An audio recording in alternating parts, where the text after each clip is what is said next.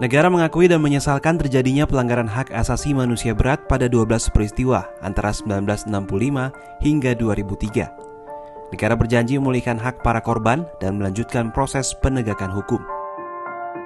Presiden Joko Widodo menyampaikan pengakuan ini setelah menerima rekomendasi dari tim penyelesaian non-yudisial pelanggaran HAM berat masa lalu di Istana Merdeka Jakarta, Rabu 11 Januari 2023. Hadir pula Menko Polhukam Mahfud MD dan 8 anggota tim PP HAM.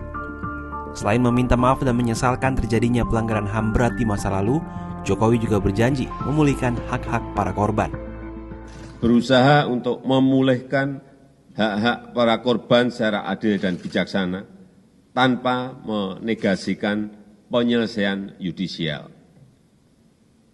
Yang kedua, saya dan pemerintah berupaya sungguh-sungguh agar pelanggaran hak asasi manusia yang berat tidak akan terjadi lagi di Indonesia pada masa yang akan datang. Dan saya minta kepada Menteri Koordinator Politik, Hukum, dan Keamanan, Menko Polhukam, untuk mengawal upaya-upaya konkret pemerintah agar dua hal tersebut bisa terlaksana dengan baik. Semoga upaya ini menjadi langkah yang berarti bagi pemulihan luka sesama anak bangsa.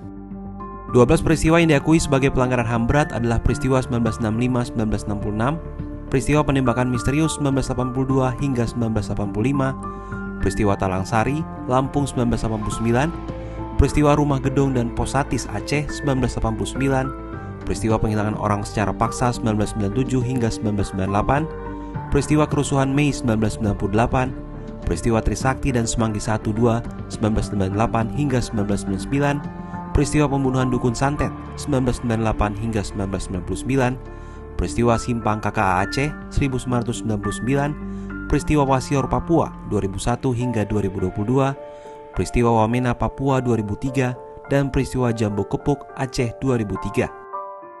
Mahfud MD menegaskan kerja tim PP HAM tidak menegasikan penyelesaian pelanggaran HAM berat secara yuridis.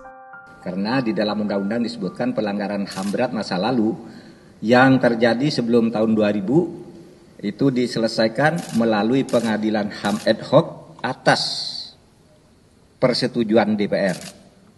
Sedangkan yang sesudah tahun 2000 diselesaikan melalui pengadilan HAM biasa, dan kita sudah mengadili 4 pelanggaran HAM berat biasa yang terjadi sesudah tahun 2000, dan semuanya oleh Mahkamah Agung dinyatakan ditolak. Semua tersangkanya dibebaskan karena tidak cukup bukti untuk dikatakan pelanggaran HAM berat. Bahwa itu kejahatan, iya, tapi bukan pelanggaran HAM berat, karena itu berbeda. Dan kalau kejahatannya, semuanya sudah diproses secara hukum.